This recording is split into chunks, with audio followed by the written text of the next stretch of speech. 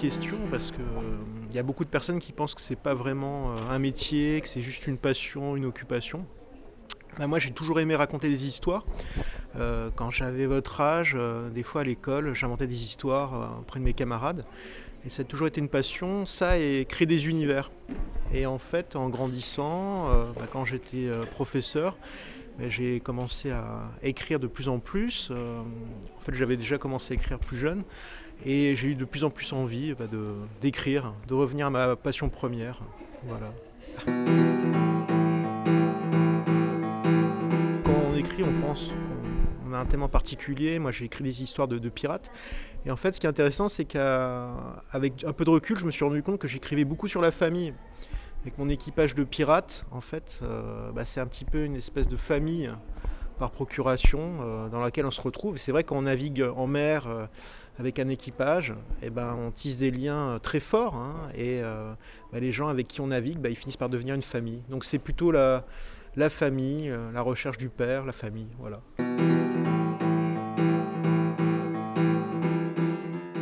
Moi j'ai envie de te dire, pas nécessairement, ça dépend en fait de sur quoi on écrit. Moi j'écris des romans qui ont un trait à l'imaginaire, avec des univers imaginaires, donc il faut quand même un minimum d'imagination, c'est sûr. Mais il y a des gens qui écrivent des romans, des livres qui se passent dans le monde réel. Imaginons un auteur qui écrive une histoire qui se passe dans cette bibliothèque. Et là, il n'a pas besoin d'avoir forcément beaucoup d'imagination. Par contre, il faut une bonne histoire. Il faut que l'histoire soit originale et qu'elle soit passionnante. Donc c'est vraiment, ça dépend le genre qu'on choisit. Moi, c'est l'imaginaire, donc la science-fiction, le fantastique, la fantaisie. Donc il faut quand même avoir pas mal d'imagination quand on écrit dans ce genre, sinon c'est pas intéressant. Quand j'avais votre âge, je lisais beaucoup et puis je regardais beaucoup les dessins animés à la télévision. Je vais encore beaucoup au cinéma. Donc il y a plein de sources d'inspiration différentes, même les jeux, c'est une source d'inspiration. Alors, je vous lis mon petit livre. Comme bon nombre d'enfants des années 80, j'ai découvert la littérature de l'imaginaire avec Bilbo le Hobbit, Jules Verne ou H.G. Wells. Le petit écran m'a aussi marqué. Le mercredi après-midi, je ne manquais jamais les animés japonais, en particulier les Trois Mousquetaires, une version avec des chiens. J'aimais ce mariage entre fantastique, aventure et histoire, et je me souviens avoir été impressionné par le pirate Rackham le Rouge du Secret de la Licorne. Comme je ne savais pas encore lire, ces images étaient une source de frustration. J'avais envie de comprendre le texte qui accompagnait les illustrations, sans parler de tous ces romans de la bibliothèque familiale qui demeuraient inaccessibles. Quand j'ai appris à lire, un nouveau monde s'est offert à moi. Je me suis mis à dévorer quantité d'ouvrages. C'est durant cette époque que j'ai durablement été marqué par les livres dont vous êtes le héros. J'en écrivais dans des cahiers. Le premier s'appelait Le Pays Maudit, et il m'arrivait même lors des récréations de raconter des histoires interactives devant mes camarades. Je leur décrivais une situation, ils effectuaient un choix, et j'improvisais la suite de leurs aventures.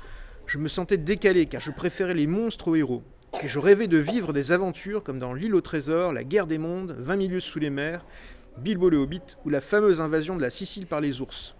Quand l'institutrice m'expliquait que les dragons n'existaient pas, j'éprouvais un mélange de tristesse et d'indignation. Je quittais alors ce monde ennuyeux en rejoignant la folle équipe du baron de Munchausen sur la Lune. Je me demandais si mes grands-parents avaient vécu leur jeunesse dans un monde en noir et blanc, comme dans les vieux films, et à partir de quel âge on se transformait brutalement en adulte. Tous les matins, j'essayais de déplacer un verre rempli d'eau par la force de la pensée. Pendant des années, je me lamentais sur la tragique extinction des dinosaures, les animaux les plus intéressants de la création, et je me promettais de devenir explorateur afin de retrouver un plésiosaure dans le Loch Ness. Je passais des heures à essayer de localiser l'Atlantide sur une carte, et lorsque le chat venait me voir, je tentais durant le reste de l'après-midi de lui apprendre à lire sans succès. J'ai continué à m'évader durant l'adolescence avec les jeux de rôle, bercé par le Seigneur des Anneaux, le cycle du champion éternel de Moorcock, Lovecraft, l'appel de Cthulhu, les vampires d'Anne Rice, sans parler de Dune, la trilogie d'Elfe Noir, Akira, la Tour Sombre, Warhammer ou bien encore la Croisade Noire du Jedi Fou. J'ai grandi avec ces univers au bord de la Méditerranée, regrettant que la fantaisie ne soit pas plus peuplée d'archipels infestés de pirates. Je canalisais ma frustration en inventant des univers pour mes amis, comme le jeu de rôle Les 8 lances de diamant, inspiré de mon premier livre dont vous êtes le héros, Le Pays Maudit. Plus tard, alors que j'étudiais l'histoire à l'université, mes amis ont insisté pour que je lise Pierre Bordage, Serge Lehmann et Roland C. Wagner. C'est à cette époque que j'ai réalisé qu'il existait une littérature francophone de l'imaginaire, très actuelle, et qu'il n'y avait pas besoin d'être né au 19e siècle pour être lu. C'est durant cette période que j'ai aperçu dans les rayons de la Fnac une nouvelle collection de gros livres aux couvertures flamboyantes. Quel choc! Qui pouvait bien publier de si beaux ouvrages de fantaisie? La maison d'édition s'appelait Bragelonne, en hommage à l'écrivain de mon enfance Alexandre Dumas et son célèbre Vicomte de Bragelonne. Au-delà des illustrations, je me rappelle surtout de cette envie quasi répressive d'acheter ces ouvrages juste en lisant les résumés alléchants, Les Orques héroïques de Stan Nichols, Richard Siffer et L'Épée de vérité. J'avais beau adorer cette maison d'édition, si quelqu'un m'avait dit que j'allais un jour à mon tour être publié par Bragelonne, j'aurais éclaté de rire. Et pourtant, 15 ans plus tard, mon rêve s'est exaucé. SF et fantasy, est-ce que vous savez ce que ça veut dire SF? Ce qui est marqué ici. Quelqu'un sait, non? Science-fiction, c'est bien, voilà. Science-fiction. L'histoire de science-fiction, elle se passe généralement dans le futur. Et la fantasy, c'est plutôt un passé mythique, avec des créatures surnaturelles. Et c'est mon rayon favori, puisque moi j'écris de la fantasy. Donc il y a tout un tas de livres ici qu'on retrouve, que je connais bien. Ça c'est rigolo, ça c'est un copain à moi qui a écrit. Je retrouve par hasard son livre ici en bibliothèque. Et ici il y a énormément d'auteurs talentueux. Et c'est une fierté de faire partie de ce rayon. Arthur C. Clarke en science-fiction. Je ne sais pas si vous avez entendu parler de 2001 aussi de l'espace. C'est une grande histoire. Il y a eu un très beau film qui a été fait. Tolkien, vous connaissez Le Seigneur des Anneaux? Vous avez entendu parler? Seigneur des Anneaux, ouais. Le Hobbit.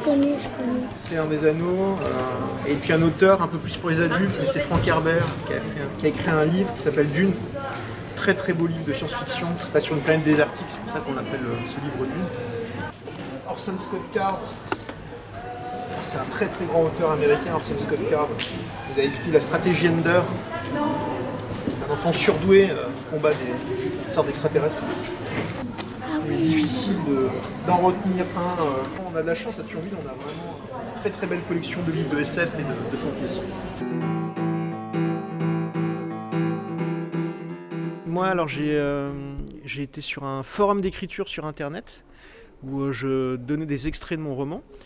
Et il y a des gens qui lisaient, à l'époque j'ai eu de la chance, il y a des gens qui aimaient beaucoup, donc ils me donnaient des conseils, et je retravaillais encore mon texte. Je suis resté 2-3 ans sur ce forum d'écriture, et c'est une personne qui m'a dit un jour, tu devrais aller aux Imaginales à Épinal, c'est un festival où il y a beaucoup d'auteurs, et à l'époque je suis allé là-bas, et là-bas il y avait ce qu'on appelait le speed dating littéraire, c'est-à-dire qu'on rencontre tous les éditeurs, et on a 2 minutes pour résumer le projet.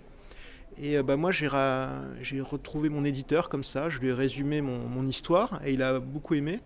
Et 1 an après, il m'a envoyé un contrat et j'ai été publié comme ça. Donc c'est vraiment beaucoup de personnes finalement qui m'ont aidé, des gens qui donnaient leur avis sur mon roman. Et c'est une bonne question parce que contrairement à ce qu'on pourrait croire, écrire c'est pas un métier complètement solitaire, c'est aussi des rencontres.